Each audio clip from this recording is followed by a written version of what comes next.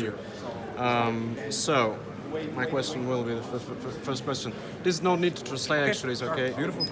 Impressive. I wish I knew Russian, man. It's impressive. So, yesterday was a training, and you just like kind of provoked the public. Why was that being done? I'm just having some fun out here, man. I'm in Russia. What else are you gonna do? You know, you got to keep it light. They were booing a little bit, and then I cooled them down. I'm just here to have some fun, man. Give the Russian fans a fight that they want to see, and I appreciate the energy, good, bad, whatever. I feed off it, so they seem excited about the fight, and I can't wait to put on a show. Do you actually like to provoke the public? Is it what you actually enjoy doing? No, I'm a nice guy, man. But you know, if someone wants a problem, I can reciprocate. But aside from that, I'm a good guy, man. I try to see the positives in everything, and that's kind of what we have here. Fight was supposed to be in Boston. Now it's in Russia. A lot of negatives, you can dwell on it, but I'm just focusing on the positives. I'm happy to be here. I haven't been to Russia before, and I'm excited to just, hopefully post-fight, try some food, Russian food, and just see more of what this country's about. What would you prefer, to fight a Russian guy in Russia or to fight him in your homeland? Well, if I was fighting in my homeland, it'd be the co-main, and out here in Russia, it's the main event, so I'm pretty happy to be here. So you prefer to see public supporting you or cheering against you? Well, I've had the public. I fought in Boston before, and it was special. I would always love to fight in Boston, but this presents different opportunities for me. And like I said, I only focus on the positives. Zabit Sharipov is one of the people say that he is one of the maybe the most perspective, the brightest future. Yep. Do you agree with that? What do you think of him, actually? He's a talented fighter, man, for sure. There's no doubt about it. Throws a lot of flashy shit, fun stuff. He's an exciting fighter to watch.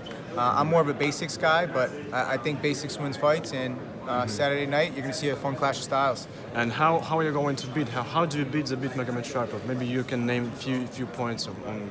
Well, you see my last couple fights. It ain't no secret what I'm going for. Yeah. Yesterday it was provocated some for you, and maybe you heard the story on the last week when Conor McGregor was in Moscow and he said not good thing about Dagestani men, and many some crazy fucks, man. I love it because we're crazy in Boston too. It's gonna make for a fun fight. You're not afraid that many Dagestan fans go to your hotel? I mean, if they do, they do. What am I gonna worry about it for, right? If they do, they do. If they don't, then I'll see Khabib Zabit Saturday night. And people live in fear, people live in worry, man. Not me. And yeah, if for example Conor McGregor comes to the USA and say something about Native Americans, the Indians, say something that the Indians are chickens, what the reaction of the Indians would have been? Probably the same thing to be shooting bow and arrows, right? Yeah. So what is the weak part of Zabit? Do you see any? There's holes, you know. There's holes in most people's games if you study long enough. And Saturday night, tune in, and you'll see me look to expose them.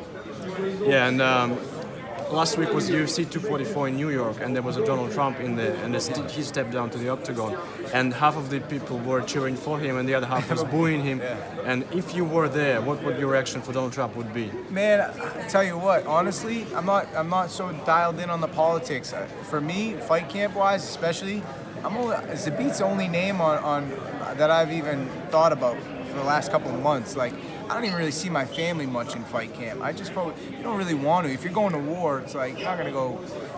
I don't know. Maybe for me personally, I save all that other shit for after the fight. You know what I mean? Mm-hmm. Right now, especially in camp, Zabit's got my full attention. Mm-hmm. So you say you're in Russia for the first time. Have you have a chance to see Moscow already or not? Unfortunately, not the best. Just driving to and from the stadiums, a little bit around the hotel. I would love to have seen the Red Square. I'm hearing great things about that. I've seen some buildings from far away, and my coach was able to go see some stuff, and I was able to through Instagram. But I'd like to post-fight, go check out some of these wild-looking buildings you have with the different colored rooftops and really wild-looking, compared to back home. When you found out that you're going to fight in Russia, what did your family say? Is it like, what do they actually think of this country? Oh man, I think my mom said something about you got to wear earplugs when you sleep. They're going to play music or noise to mess with your head. She's crazy, man. I love her. Hey, people are just saying the craziest shit, man. They watch too much TV. Mm-hmm. So, Zabit Magasharov, the last question about him. Yeah. Are you confident you're gonna beat him? So something like, are you sure you're gonna beat him? Do you have this assurance? I mean, confidence? I wouldn't be here if I didn't, right? For me, they're all tough, right? Everybody in the division's tough. The guy with the smallest number next to his name is who I want to fight. Those are the guys I want to chase down, and just to prove why I belong at the top of this division. If you beat him, are you going to ask for the title shot or something? I mean, like I said, to overlook him would be a mistake. And right now, they're all slating him to go fight for the belt next. He's already said he's going to be 6-0 after this fight, and he's going to plan on calling out the title holder. So I think he's making a big mistake by overlooking me. I think he signed the wrong contract. Hats off to him for staying busy. I think he deserves a top 5 guy. For sure, he's definitely a talented kid, and hats off to him to not being patient, sitting back, and just waiting until things played out. He chose to take a fight. And I think he signed the wrong contract.